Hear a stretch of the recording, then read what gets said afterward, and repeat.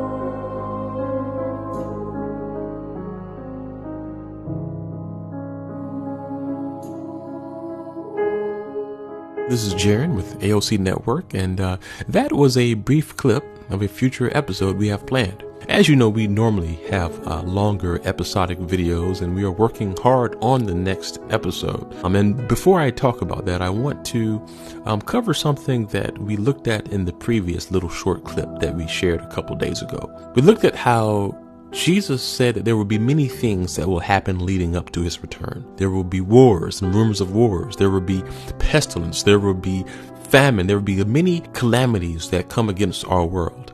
And some have said, well, this is something that has happened for centuries. And you're right. And so that's why I think we really have to take note on how Christ says that the final thing that happens before his return is not really necessarily a war, not necessarily a disease. The final thing that brings his return with immediacy is when the gospel of the kingdom is proclaimed to all the earth. That's huge, because in our day and age, we are living in a time with the advancement of missions like never before, with the advancement of technology, which can send out a message in a small time frame. We are very likely to reach, in our generation, the point of all nations hearing about the gospel of the kingdom. Now, it's also important to note that he says that the message that will be proclaimed worldwide is what? The message about the kingdom, the gospel of the kingdom. Why is that? Well, Jesus is a king. He's not a president. He's not a prime minister. He is a king. And if you study the way kings work, whenever a king enters a territory, it is protocol for a king to send forth messengers to announce their arrival. Even Jesus, before he first came onto the earth the first time, John the Baptist first came to let the region know the king is coming. And then Jesus came and his ministry began. Well, in the same way, before Jesus returns to the entire world, it is kingdom protocol for the world to know the king is coming.